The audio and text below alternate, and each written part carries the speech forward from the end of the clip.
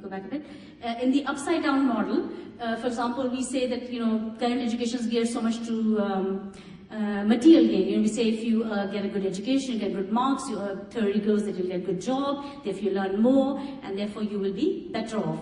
And what we're saying is that nowadays the equation has changed quite a bit because it is so rare a supply of good people who have values, whom you can trust, who are loyal to their employers, that I'd say spiritual education actually matters more as you walk into a job, in the end. I don't know how many of you would agree with that. If you're spiritual, may I see some hands up who agree with that? Spiritual power actually matters more in the end.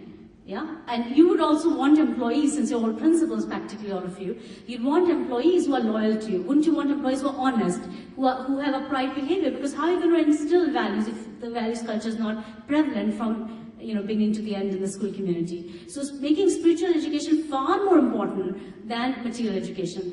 And that means that we have to re-evaluate when a child, for example, sees something dropped on the floor, doesn't pick it up. How do we handle that? That every teacher becomes a moral teacher, says, no, it's wrong, picks it up and does it herself.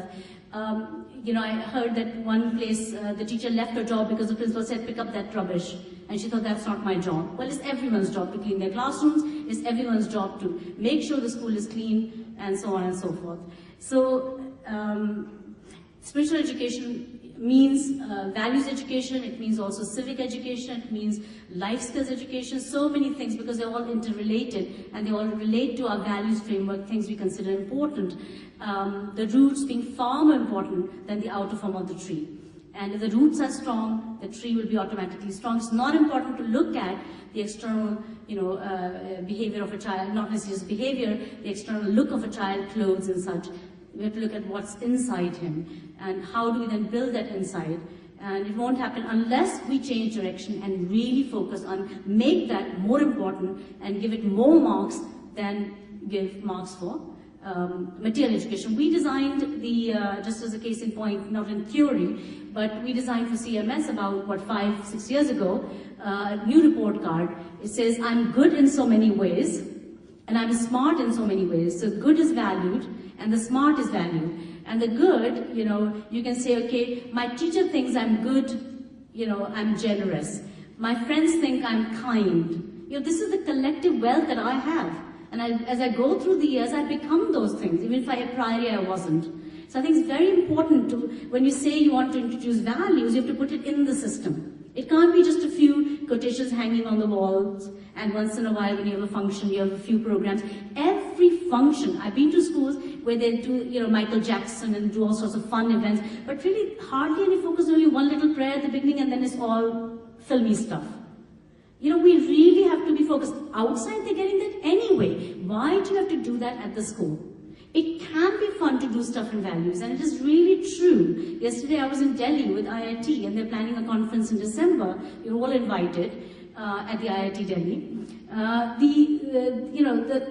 The hypotheses that we were discussing, that do schools that focus on academic agenda, do they get more successes for their children, or do those schools that focus on values agenda get more academic successes?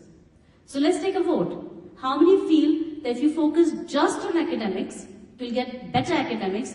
And how many of you feel, this is option one. Option two, that how many of you feel that if you focused on values, you'll get better academic results? How many stand for one? Please raise your hands. Look around. Nobody. Okay? So you're going to drop that academic agenda, aren't you? It's not. Academics will follow values. If when the children are connected, that's the secret of CMS success, by the way. Okay? Why do children, I just went to that school last time I mentioned to you, only 2.5% of their 10th and 12th board taking students got above 90% marks. This year, CMS, 25% of children got above 90% marks. 1,004 children out of 4,054 that sat the board examinations for 10th and 12th got above 90% marks. And even at the bottom, it was the collapses there. The data is very clear. So why? Same children, I don't think we have such rigorous criteria. How can you, with 4,000 kids in a large school community, be so rigorous in your selection criteria?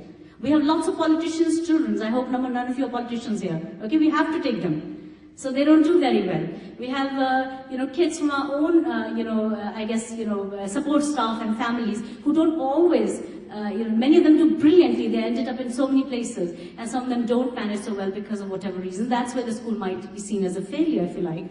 But the fact is, ultimately, the engagement of the child to the higher level and getting them to think beyond the material only provides them a context that nurtures their spirit, and they want to say, I will do better. Many, many children reported when they move from other schools to City Montessori School, the parents say, oh, I wish I brought my child earlier to this school, because children are now stimulated. They want to work hard. There's some intrinsic motivation going on, much more. And I think it's the stimulating environment, the values-rich environment, a lot of things. So it's worth a case study in that sense, and I'm actually going to look at more data to present at the December conference. Is it true? Is it, my imagination? Many diverse objectives in education, we say education must have only 4 main objectives. And you've probably heard these before, but 1994, I called up my father from the US. I was traveling all over the world. And I said to Papa, I've come up with some 4 building blocks of education. And he was really busy. He said, yes, good. Thank you very much, Sunita. Very nice. But he didn't essentially pay any attention. 4 days later, he called me up. He said, I was very busy at the time. Can you tell me what are the 4? I said, Papa, you've got a list of 17 goals. CMS does this, CMS does that, CMS does the other, million goals. It doesn't all fall into any kind of framework that I think could be seen as really a direction your school is taking. You're doing a lot of things, great things, no doubt. So can we think of this? And he said, yes, give it to me. So I'll share with you. And he wrote them down. And then a month later, I was back here in India visiting, and believe me, it was unbelievable. Every branch had adopted the 4 building blocks. They were doing their model class presentations on it. They were doing all their programs on it. I saw a big boat going to all different places of the world in Aliganj branch, and just unbelievable learning about the 4 building blocks and taking this from the. It's just mesmerizing, and they've continued to deepen on that thought process and really define the education, because once there's a vision, once there's clarity of vision, then everything else seems to fall into place. So what technology, what methodology, what kinds of things do you take into your system will depend very much on what you want to create at the end of the tunnel of learning. What is your framework? What do you consider as important parameters for education? So I'll just go through the 4 building blocks. They're well known to CMS staff, but the rest, you also have heard of these. Universal values, nothing unusual. We need to teach children values. This terminology has come from an international perspective, because in many countries like the US, they don't teach, religion. So we say universal values that are acceptable across cultures, countries, and peoples.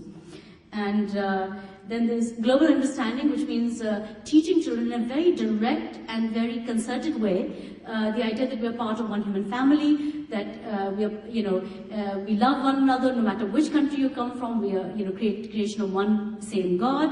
And when I meet my African friend, I'm going to embrace him with the same love and care as I meet my Indian friend or American friend.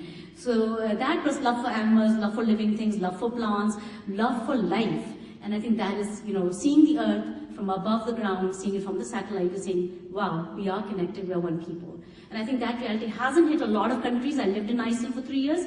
They think they're the best country in the world. So do we Indians, okay? There's no difference. Chinese think they're the best.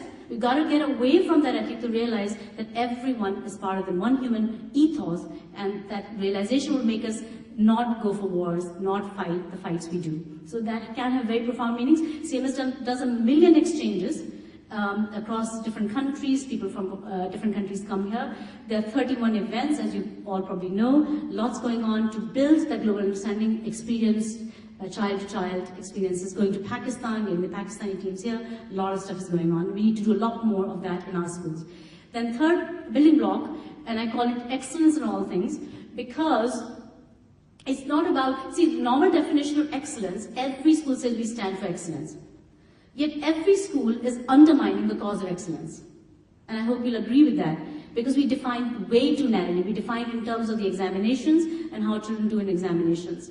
Well, that is part of the story, and children should all do well in examinations, and they will do all very well in examinations. But we must think of excellence first in terms of competition with myself and not with another. What's happening is when we're competing with each other, less excellence is created. and children get disheartened, they lose their confidence. We talk about confidence